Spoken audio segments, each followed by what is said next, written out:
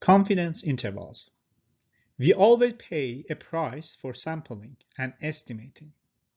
We can no longer talk about data behavior or probabilities if we don't have the distribution of data. We can instead talk about average behavior or probabilities of average behavior because of the sample means. So if we don't know the distribution of data, then for any random variable x, we cannot find the probability of x for any value. We also cannot talk about the behavior of the random variable x. However, if we take a random sample large enough for this distribution, x bar, the average behavior, would follow a normal distribution with an average of mu and a standard deviation of sigma over square root of n. Then we can talk about the behavior of x bar and the probabilities of x bar taking any value. A single number estimation or point estimate is not good enough to estimate the population mean, mu, as it is wrong, almost always wrong. We need a range of possible means instead, an interval estimation that may contain the population's means. So if, for example, we take a sample and our estimation of the average would be 2.35, for example, our estimation, this is called point estimation, is almost always wrong. So it's not equal to the real average. Suppose the real average is instead 3.39. So it is close, but it's not exactly the same. But if we instead develop a range, for example, we say that the average is something between 2 and 4, then our mu would fall between these two values, so we wouldn't miss. So it's a more, we can actually talk about the average with more confidence when we provide an interval or a range than compared to when we just give a 1 point or value. Point estimates versus interval estimates. Just because point estimates are wrong, that doesn't mean that they are useless. Actually, we use point estimates to build interval estimates. Point estimates is just a single number versus an interval estimate, which is a range. A confidence interval provides additional information about the variability of the estimation. This is a confidence interval, for example. We have the lower bound, the lower range, the upper bound or the upper range, and we have the point estimate right in the middle. So what we do when we want to build a confidence interval, we use the point estimate as the central point, and then we add the right wing and the left wing, which are the same size to this point. So it's going to be, if the length of the wing is d, then the upper hand would be the point estimates plus d, and the lower limit would be the point estimate minus d. This is called the width of confidence interval. Point estimates. So in this table, you see the parameters and also the point estimates or the sample statistics. So here we have mu, the population parameter average, and then we have the point estimate x bar, which is the average of the sample and estimation of mu. Here we have p, the population proportion, which is a parameter, and here we have p hat, which is the sample proportion, which is a point estimation for p.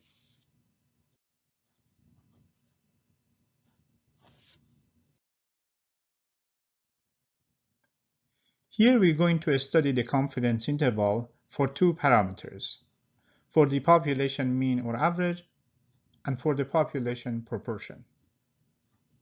For the population mean, there are two scenarios, whether we know sigma or whether sigma is unknown.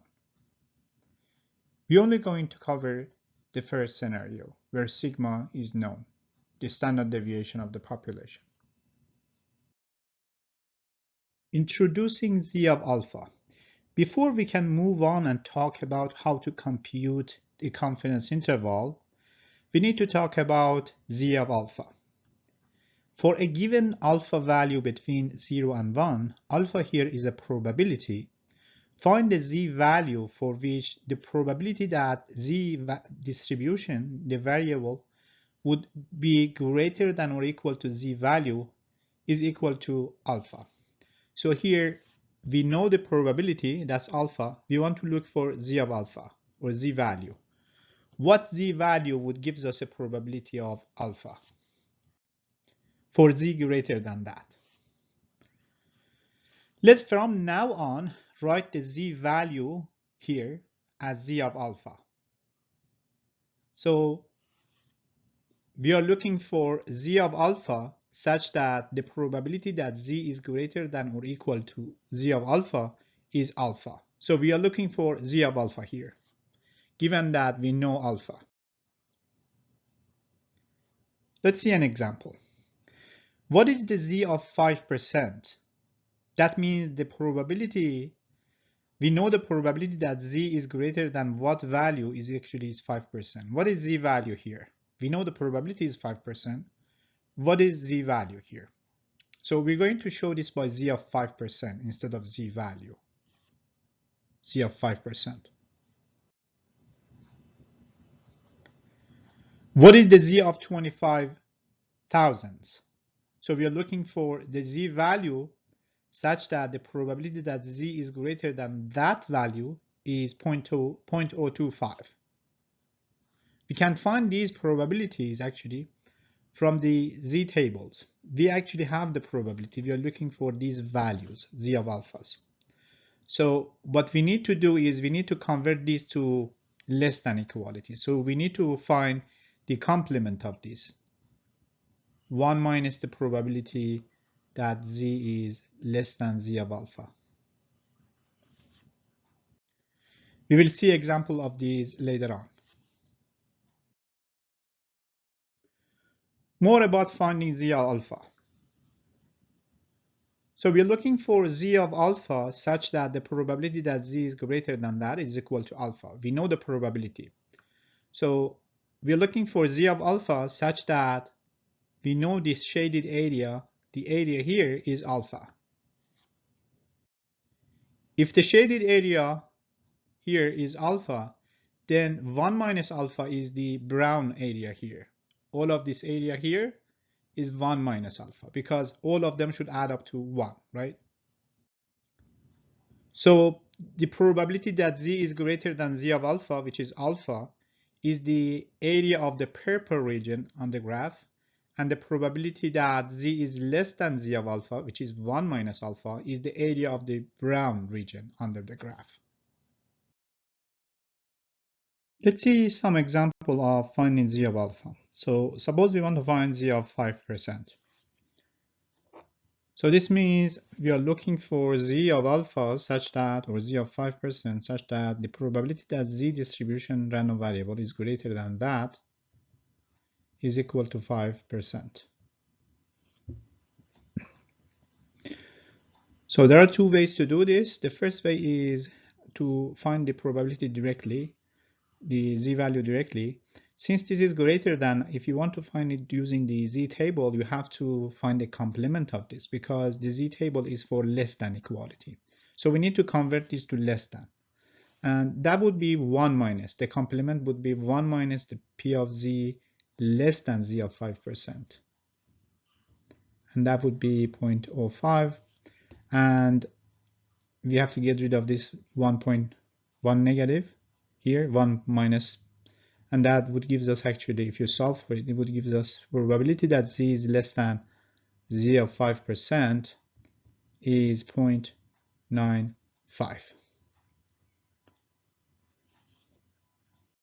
So now you look for 0.95 in the table and you find the corresponding value for Z, which is 1.64 or 1.645 if you want to go with 3 decimal points.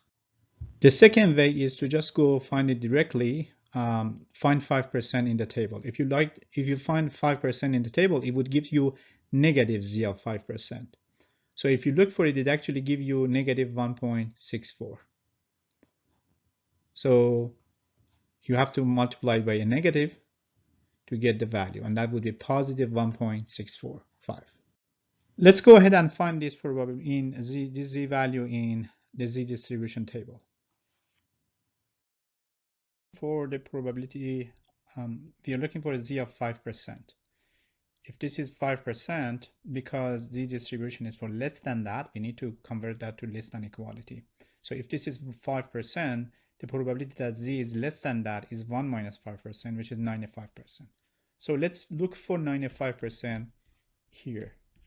95%, 95%, 95%. It's something between these two values, which is equivalent to, corresponding to 1.6 and 0.04 and 0.05. So it's probably it's 1.645, for example, something in between. Or the other way is to just go with the 5%. If you find 5% here, it would give you negative z of alpha. So let's look for 5%. So 5% is between these two values, and that corresponds to negative 1.6 and 4 and 5 here. So you have to multiply it by negative to get that value. So it would be 1.645, for example.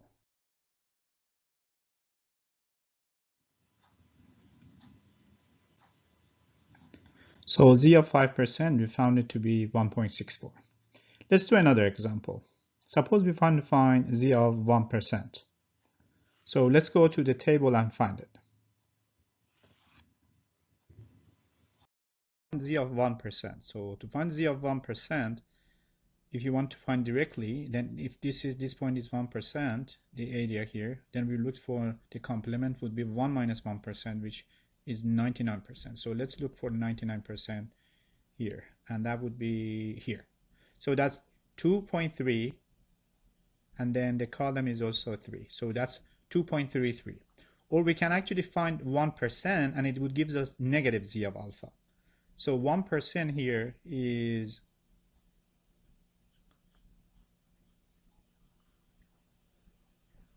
this is 1%, and that's 2.33, somewhere here, 2.33, negative 2.33. So we have to multiply by negative.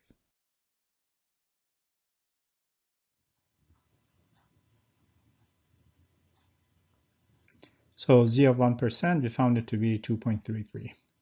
Let's do another example. Find z of 10% or 0.1.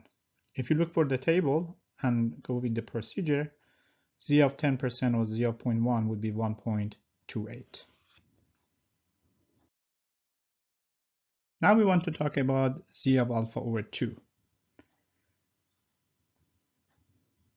So now we have divided alpha by 2, and z of alpha over 2 is here, negative z of alpha over 2 here is here. So this area here is alpha over 2. This area here is also alpha over 2. That means the area in the middle, the brown area, is 1 minus alpha. This means the probability that z is between z of alpha over 2 and negative z of alpha over 2, the probability is this brown area here, is equal to 1 minus alpha. This is a very intuitive conclusion, but we're going to use this same basic intuition to build a confidence interval for the mean and later on for proportion. So let's find z of alpha over 2. Let's see an example. Suppose we find alpha is 5%. We want to find z of alpha over 2 for 5%. So alpha over 2, that means 5% over 2, that's 0.025. So we go ahead with this previous procedure that we found, and we find z of 0.025, and that would give us z of alpha over 2, and is equal to 1.96. So let's go ahead and find it in the z table. So we're going to find z of 0.025. Find z of alpha over 2, but z equal to 0.05. 0.05 divided by 2, that's 0.025. So that's like finding z of 0.025. You can go directly, that would be 1 minus 0.025, which is 0.975. So let's find 0.975. 0.975. That's here. And that's correspond to 1.9 here and 0.06 here. So z of alpha over 2 would be 1.96.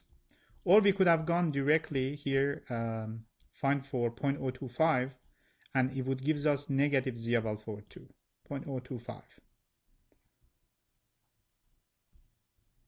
0.025, that's here. And that's 1.96, negative 1.96.